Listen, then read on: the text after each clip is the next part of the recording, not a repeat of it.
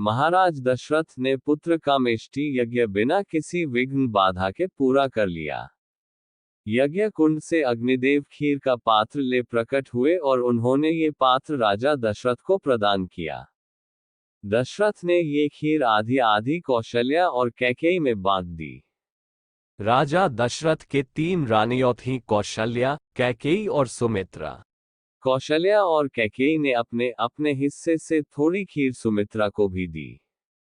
चौत्र शुक्ल नवमी के दिन कौशल्या के गर्भ से विष्णु नीलमेघ कांति के साथ श्रीराम के रूप में अवतरित हुए। कैकेयी के गर्भ से विष्णु के शंख और पद्म के अंश लेकर भरत प्रकट हुए। शेषनाग का अंश लेकर स्वर्णिम वर्ण के लक्ष्मण तथा विष्णु के चक्र और गदा के अंश से माणिक कांति वाले शत्रुघ्न सुमित्रा के गर्भ से पैदा हुए। चौत्र शुक्ल नवमी को कौशल राज्य भर में रामनवमी के रूप में आनंदोत्सव मनाया गया। इतने में तीसरा चौत्र आ पड़ा। अयोध्या नगर में चक्रवर्ती दशरथ के ज्येष्ठ पुत्र का जन्मदिन बड़ी धूमधाम से मनाया गया। चौत्र पूर्णिमा की दुधिया चांदनी रात में दशरथ अपने महल में अपनी रानियों, चारों पुत्रों, मंत्री सुमंत्र, राजबंधुओं तथा अंतर्क सखा भद्र के साथ मिष्टान भोज करने लगे। कौशल्या राम को गोद में लिए चंद्रमा को दिखाते हुए खिलाने लगी। राम चांद को लेने की जिद करने लगे और उसके लिए रोने लगे। उन्हें कई प्रकार से मनाया गया, फिर भी उन्होंने रोना बंद नहीं किया। इस पर सुमंत्र ने एक आईना मंगवाया और उसमें चांद का बिंब दिखाया। तब राम प्रसन्नता के मारे उस आईने में चंद्र तथा अपने को देखते हुए रामचंद्र कहकर अपने नन्हे हाथों से तालियां बजाने लगे। उस दिन से वे रामचंद्र कहलाए। इसके बाद भद्र ने राम को गोद में लेकर आईने में दिखाते हुए पूछा, अब तो बताओ। तब राम ने उत्तर दिया, रामभद्र, इसलिए वे रामभद्र भी कहलाए। तभी लक्ष्मण, भरत तथा शत्रुघ्न रामचंद्र के पास आकर खड़े हो गए। आईने में चांद का बिंब छत्र जैसा दिखाई पड़ रहा था और पूरा दृश्य रामचंद्र के राज्याभिषेक जैसा प्रतीत हो रहा था। दशरथ के आनंद की कोई सीमा न रही। तीनों माताएं फूली न समाईं। राजकुमार धीरे धीरे बढ़ने लगे। लक्ष्मण छाया की भांति सदा रामचंद्र के पीछे लगे रहते। उनके पीछे पीछे भरत और शत्रुघ्न जुड़वे भाई के समान एक साथ खेलते हुए चलते। वैसे वे 4 भाई थे, पर वे सब मिलकर एक संपूर्ण रूप में दिखाई देते थे। चारों राजकुमारों ने ब्रह्मर्षि वशिष्ठ से सारी विद्याएं सीख ली। रामचंद्र जी ने छोटी अवस्था में ही समस्त शास्त्र, वेद, वेदांग, धर्मसूत्र, योग रहस्य आदि का ज्ञान प्राप्त कर लिया। वशिष्ठ ने एक दिन रामचंद्र को समझाते हुए कहा, रामचंद्र, तुम्हारे वंश का मूल पुरुष सूर्य है। तुम रविराम हो, इक्ष्वाकु वंश के सिरमौर। तुम्हारे परदादा महात्मा रघु बड़े यशस्वी थे। तुम रघुकुल के चंद्रा हो, रघुराम हो। महर्षि सूत नैमिषारण्य के मुनियों को जब रामचंद्र का प्रसंग सुना रहे थे तो मुनियों ने इनके पूर्वजों का इतिहास विस्तार से जानना चाहा। तब महर्षि सूत उन्हें इस प्रकार सुनाने लगे। महाकल्प के प्रारंभ में विवस्वत नाम से द्युतिमान हुए सूर्य के पुत्र वैवस्वत मनु हुए। वैवस्वत मनु के इक्ष्वाकु आदि 10 पुत्र हुए। वे सब महान चक्रवर्ती हुए और उन सब ने इस पृथ्वी पर हजारों वर्षों तक राज्य किया। इक्ष्वाकु वंश में दिलीप और रघु बड़े ही प्रतापी, धर्मात्म चक्रवर्ती के रूप में यशस्वी हुए। महाराजा दिलीप ने संतान प्राप्ति के लिए अपने कुल गुरु वशिष्ठ की सलाह मांगी। उनके आदेशानुसार राजा कामधेनु की अंश नंदिनी की बड़ी श्रद्धा भक्ति के साथ सेवा अर्चना करने लगे। एक दिन महाराजा दिलीप नंदिनी को जंगल में चरा रहे थे। नंदिनी चरते चरते एक गुफा में चली गई। उस गुफा में एक सिंह था। उस सिंह ने नंदिनी को पकड़ लिया। दिलीप ने सिंह पर बाण चलाना चाहा, किंतु उनका हाथ रुक गया।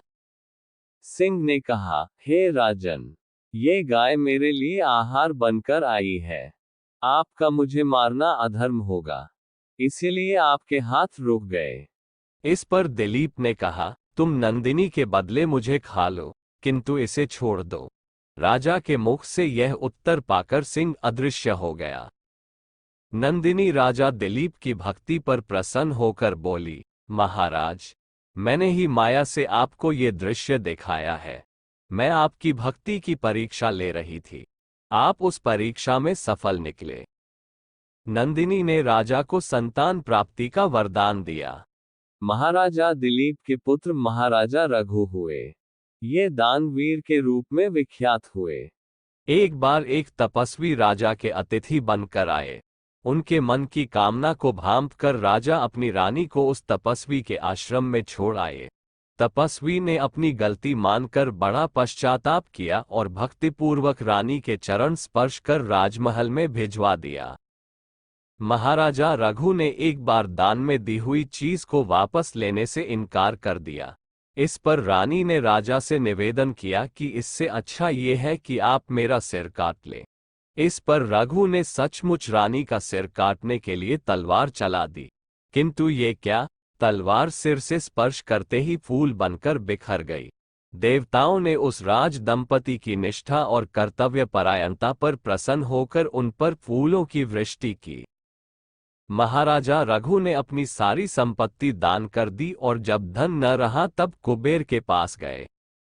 कुबेर ने आदरपूर्वक उनका स्वागत किया और उनकी इच्छा के अनुसार धन देकर विदा किया। रघु ने सारा धन याचकों में बांट दिया। महाराजा रघु के पुत्र थे अज। महाराजा अज बड़े शूर, वीर और पराक्रमी थे। एक बार स्वयंवर में भोजराज की पुत्री इंदुमती ने उन्हें वर लिया। राजा अज इंदुमती को साथ लेकर चल पड़े। एक दिन राजा अज इंदुमती के साथ उद्यान में घूम रहे थे।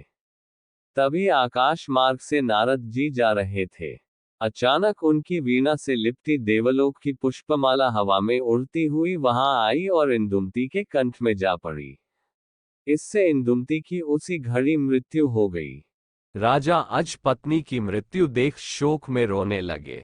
तभी नारद वहां प्रकट हुए तथा राजा को उन्होंने इंदुमती के पूर्व जन्म की कहानी सुनाई। एक बार त्रिनविदु ऋषि की तपस्या भंग करने के लिए इंद्र ने हरिणी नामक अप्सरा को भेजा था। इस पर ऋषि ने हरिणी को मानवी जन्म का शाप दे दिया। हरिणी के अनुरोध करने पर ऋषि ने शाप से छूटने का उपाय भी बता दिया। स्वर्ग की पुष्पमाला के उसके कंठ में पड़ते ही इंदुमती को सुरबाला होने की याद हो आई। इसीलिए वो देवलोक वापस चली गई। राजा अज के पुत्र थे दशरथ। ये देवासुर संग्राम में देवताओं की सहायता करने के लिए जाया करते थे। एक बार वे इंद्र की सहायता करने के लिए शंभरासुर से युद्ध करने चल पड़े।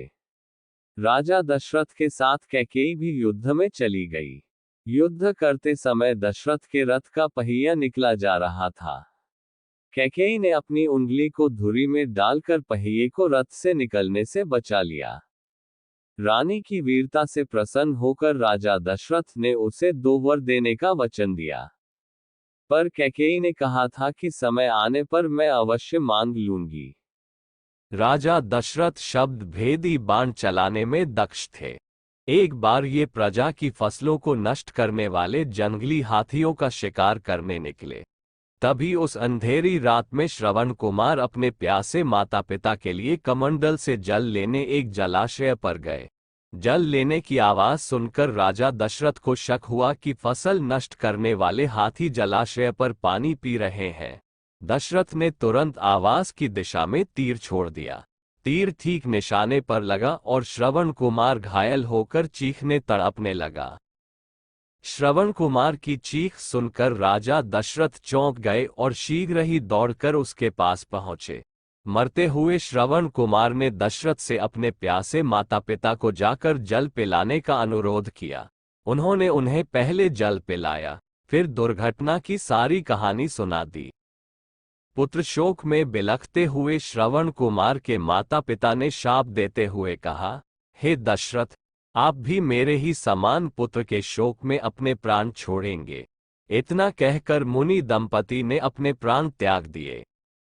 सूर्यवंशी राजाओं में शरणागत की रक्षा के लिए राजा शिवी विशेष रूप से विख्यात हुए।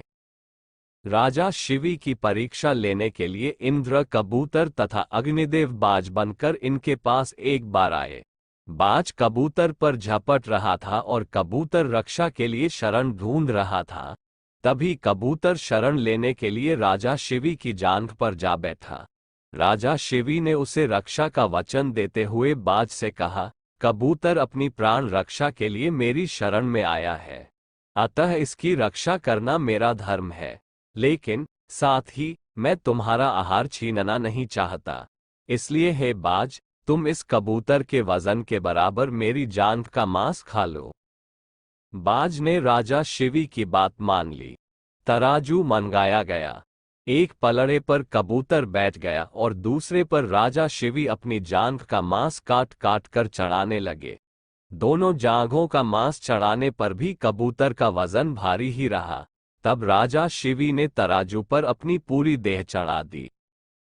राजा शिवी के त्याग और दानवीरता पर प्रसन्न हो इंद्र और अग्नि अपने असली रूप में आ गए और उन्हें अनेक वर दिए।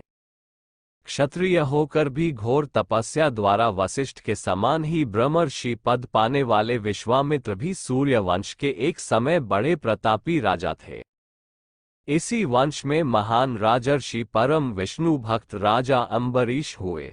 लक्ष्मी स्वयं इनके घर में इनकी पुत्री के रूप में अवतरित हुई। इनका नाम पड़ा श्रीमती। श्रीमती बचपन से ही विष्णु को अपना पति मानकर इनकी आराधना करने लगी। अपने मोहक रूप और सौंदर्य के लिए वह तीनों लोकों में प्रसिद्ध थी। श्रीमती का जन्म एक विशेष उद्देश्य को लेकर हुआ था। देवर्षि नारद को एक बार यह गर्व हो गया कि मैं मोह माया से परे हूं, मुझ पर इसका कोई प्रभाव नहीं पड़ सकता। एक बार नारद ने अपने इस गर्व की चर्चा पर्वत नामक एक ऋषि से भी की। एक बार घूमते घूमते नारद और पर्वत दोनों ऋषि राजा अम्बरीश के यहाँ पधारे। राजा ने उनका यथोचित आदर सत्कार किया और अपनी पुत्री श्रीमती को आशीर्वाद देने की प्रार्थना की।